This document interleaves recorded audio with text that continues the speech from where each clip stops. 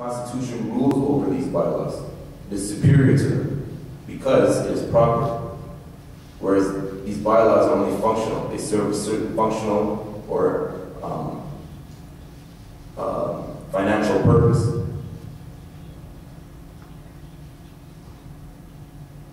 We hold these truths to be self-evident that all men are created equal, that they are endowed by their Creator with certain unalienable rights, that among these are life, liberty, and the pursuit of happiness. Unalienable. Yeah, that's right. Alienable means capable of being alienated or transferred to a new owner. Lien, from the ger, to bind or tie. In law, a claim on the property of another as security for payment of a just debt. Okay? So when you talk about unalienable rights, that's what you're talking about. Your property and your power over your property.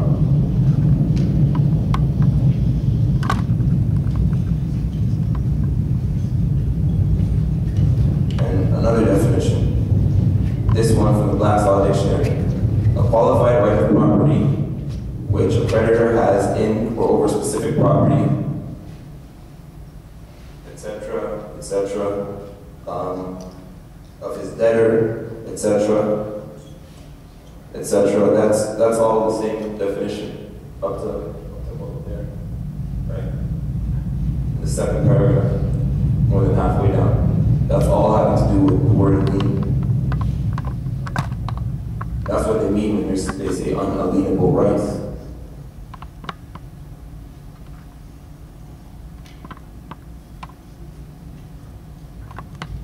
So just a quick check on our perspective, right? The charge of an electron is what? Negative, right? So an electron plus a proton is a neutron, right?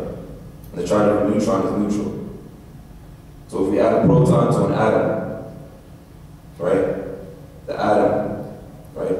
The atom, therefore becomes larger. So in other words, we grow through the adversity which we overcome.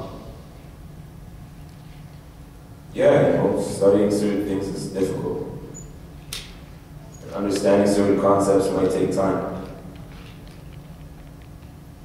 But that's what makes you better. Another definition that I want to throw out there is civics. Okay? Since this is about civics.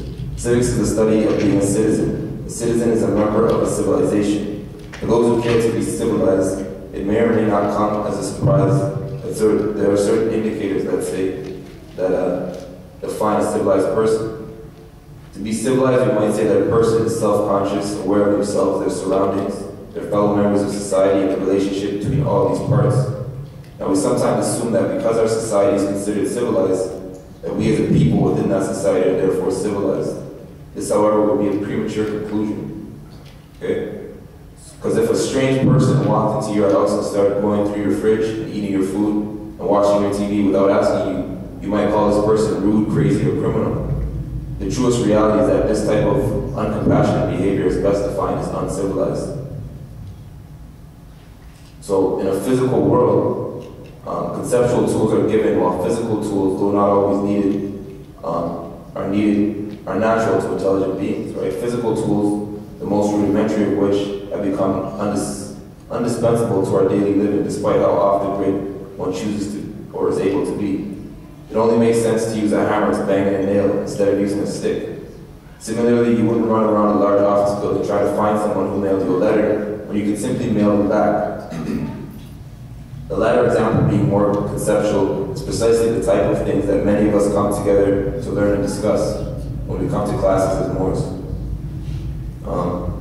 This effective use of peaceful, practical concepts, which are only truly supported by and not defined by bodies of laws, treaties, proclamations, and declarations. They say words sound as power, and if you believe in this concept, it makes no sense to bottle up your admiration and consent of the oral translation of that concept or words and names of people associated with it. This is the true initiating action committed, and the only verb in the saying, all that is necessary for the triumph of evil is that good men do nothing, stated by one Edmund Burke. I become more intrigued by this saying after a proper literal grammatical analysis reveals that the doing nothing is the only part of speech that represents any actual action in that entire quote. Do is the verb, while the subject is good men, right? Nothing is the adverb. So nowhere in Burke's triumph of evil are there any evil people. No protagonists, no bad guys. That's something to think on.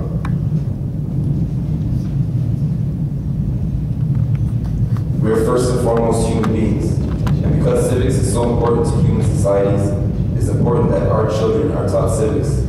It's just as important to the proper healthy functioning of societies as is math, languages, and sciences. The damage has been that we have come to function, however inefficiently, without teaching it properly. Within the current educational system, they have a single course of civics in grade 10. And it's not even probably the whole semester, it's half the semester. So, if you question where the people who study civics can be found, look to the heads of government and large multinational corporations. Look to the judges' seats in the courthouses. Look to those who know the law. Anyone concerned with the proper education of their children would do well to ensure that they learn the fundamentals of civics, regardless of who else may or may not be learning such principles. If you're an educator or administrator in a school, you should take the time and review the current model for the civics curriculum and consider that the importance of this subject demands a continuing, multi-level, multi-grade approach, a revamping of the system which would properly teach a succession of civics courses throughout the elementary and secondary education. The importance may not easily be seen as we sit here comfortably, civilly, taking turns speaking and collectively listening, sharing information, food, and ideas. There are no wild hordes banging down the doors, and we can be assured that when we go home, there will not be a bulldozer tearing down our house because a person who walked by didn't like how it looked, right? Regardless of how many of the mass of people study civics, there are always those who must understand it to its fullest, that they may take positions of influence and responsibility for the order, stability, and integrity of any society or civilization. Whether you choose to be the influence or simply to be influenced is now entirely up to you.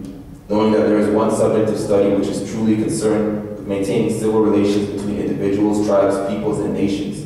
And although politics, economics, and martial strategy may contain some instruction into applying certain civic and governmental principles, none of them is a truly holistic body of knowledge covering the full breadth and depth of what the study of civics really is. We say we want to see peace on earth, that there are problems we want to solve. Of these problems, I propose the inequality between male and female as the foremost, being closest to the root of so many of the other problems we may list. If women are suffering, the world is suffering. If mothers' children are taking advantage of some other's mother's children, then there is no peace. And so all mothers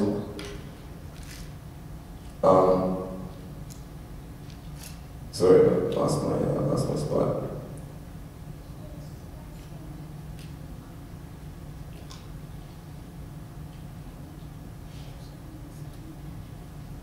So all mothers should be encouraged to come together with all other mothers and see the common bonds they have with each other, right? The inheritance of 2 X chromosomes, the gift of an entire nation within them from birth. The 9 months of pregnancy, carrying each child they bear and then giving birth to a child, not an egg, as is the case with all other forms of life besides other mammals. We acknowledge the right of all to their own nationality, culture, and birthrights. What we also know, however, is that other than a small exception of about 5 species, all mammals give live birth to their young. So they're not born in an egg, right? They're born live with an umbilical cord. In this, we humans are the prototype of all mammals. This is the key to why we wear the fez. The circular shape representing the womb, the tassel of the umbilical cord. If you doubt the validity of this, think deeply on other religious headdresses that are worn in the world. Others may have their own interpretation of the meaning and origin of the fez, but there is a very particular and very particular and reasonable reason why we wear the fez. And there's a science involved with why we wear it. So the point is that we are not fish or spiders. And to honor those creatures for what they're able to teach us is great. That's no problem. We feel, however, that while the feminine principle is under oppression, as we find it now in this time, it requires us all to have a certain awareness of where we come from and how we get here in the physical. A declaration of our aim to see the human family restored to harmony with itself and nature. Currently, right now, there are more men on the planet than women. Also, many nations, they take specific aims to continue increasing the number of baby boys born as opposed to women. Now, none of us have to be rocket scientists to realize that that's not a very harmonious and balanced relationship, right? And that energy, that balance of energy can be felt by the planet. So quickly, if there is a race, then we all belong to the human race. The class is called mammalia. But however, in the categorization of animals, there's kingdom, there's class, but there is no such thing called race. So anyone wondering about what we do in the temple, understand that we're scientists, and knowing that there's no such thing called race in science, then you can answer your own questions concerning who we deal with and who we will associate with and who is welcome in the temple. All are welcome. Like Brother Cujo said before, Taj, people asked Taj if there are more, he put his finger on the wrist. He said, you have a pulse, so yeah. If every young girl could overstand this to its fullest, then our work would be done. Because how could a woman allow her sons to fight against her sister's sons? However, when a woman's rights are tampered, the sanctuary of their bond with the universe is violated, their minds and bodies abused, then not only is peace unobtainable, but it's simply unreachable, unrighteous, and unacceptable. There is only one we. That is the we who love our mothers. And if there is a they, then it is them who do not. If there's any enemy, then the enemy, thank you. You may have different words you use to describe the two groups, but meditate on the realities of history and the motives behind why people do what they do. The only way that the earth could go through any extreme catastrophe is if the feminine principle calls it on. And when these things happen, there is no one to blame except maybe oneself. You could blame yourself for not seeking genuinely to be involved in the upliftment of the feminine principle, such that all other negative divisions and discriminations could be dealt with. Seeking the upliftment of fallen humanity is, again, that's our motto of Moorish Science Temple. Here's a mother of a nation, right, called England. And this is just a quick letter I found in just a little explanation and a little small piece of evidence within the vast body of knowledge that is out there to be discovered concerning that word more. In this case, it's attached to black woman, which was used later on. And then the more was dropped, and black status was put on, which, unfortunately, as we study, is a detriment to you in lawful terms, anyone using that status.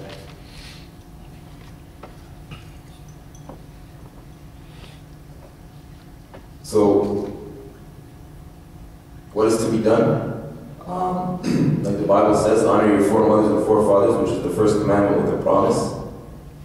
So, although people, I'm sure, know their 10 commandments, who could say that they already knew that this was the first one that came with a promise? Who can say that any of them came with a promise? Right?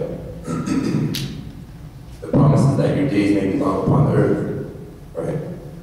However you want to take that or understand that metaphysically or physically, it's up to you. Right? But it is the first commandment with a promise. So, some of you who are new might be asking, so what is the MSTA?